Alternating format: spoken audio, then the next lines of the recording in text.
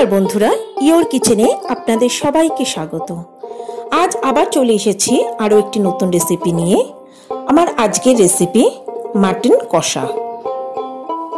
মাটনটাকে marinate করার জন্য নিয়েছি টক দই, পেঁয়াজ বাটা, রসুন বাটা, আদা বাটা, পরিমাণ মতো নুন, সর্ষের তেল, আর নিয়েছি লাল লঙ্কার গুঁড়ো, ধনে গুঁড়ো, কাশ্মীরি লঙ্কার গুঁড়ো, জিরে গুঁড়ো আর হলুদ গুঁড়ো। মাটনের মধ্যে দিলাম টক দই, রসুন বাটা, পেঁয়াজ বাটা, আদা বাটা, নুন, আর দিলাম সমস্ত গুঁড়ো মশলাগুলো। এবার মাটনটাকে সমস্ত মশলার সঙ্গে ভালো করে মেখে নিতে হবে। মাটনটা যতক্ষণ মাখা যাবে তাহলে মাটনের ভিতরে মশলাটা ভালো মতো ঢুকবে এবং মাটনের টেস্টটাও খুব ভালো হবে।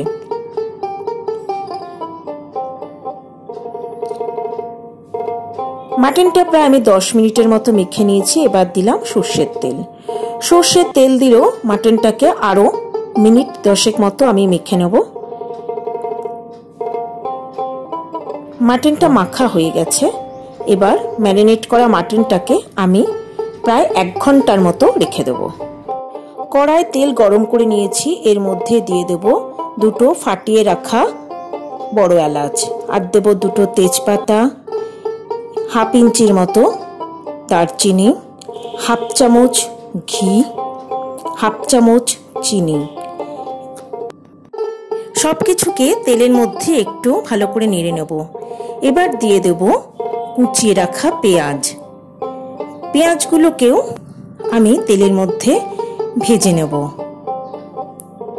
পেঁয়াজের রং ব্রাউন কালারের হয়ে গেছে, বেশি লাল করব না।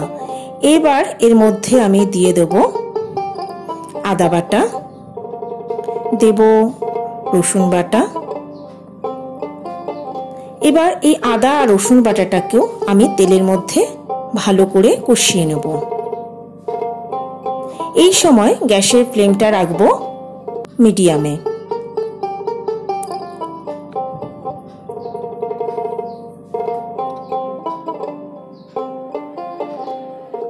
আদা রসুনটা তেলের মধ্যে ভালো করে কষানো হয়ে গেছে।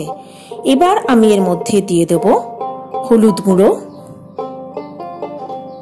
ধনে গুঁড়ো, জিরে গুঁড়ো, লাল লঙ্কার গুঁড়ো, কাশ্মীরি লঙ্কার গুঁড়ো।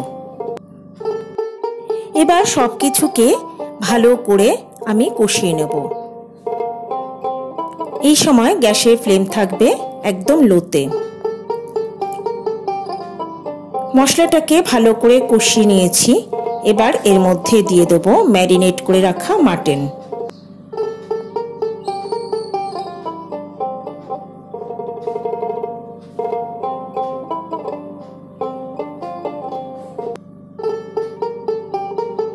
এবার এর মধ্যে আমি দিয়ে দেব পরিমাণ মতো নুন।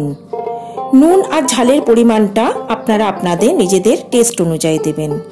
সমস্ত কিছুকে ভালো করে মাটনের সঙ্গে আমি কষিয়ে নেব। মাটনটাকে আমি প্রায় 15 মিনিট ভালো মতো কষিয়ে নিয়েছি। এবার এর মধ্যে দিয়ে দেব 1/2 কাপ গরম জল।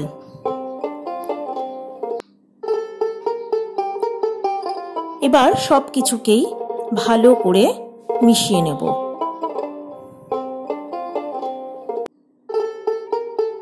এবার এটাকে ঢাকা দিয়ে লো ফ্লেমে রান্না হতে দেব। মাঝে মাঝে এটাকে ঢাকনা খুলে নেড়ে দেব। আবার সমস্ত কিছুকে ভালো করে মিশিয়ে দিয়ে আরেকবার নেড়ে নিয়ে আবার এটাকে ঢাকনা দিয়ে আবার রান্না হতে দেব।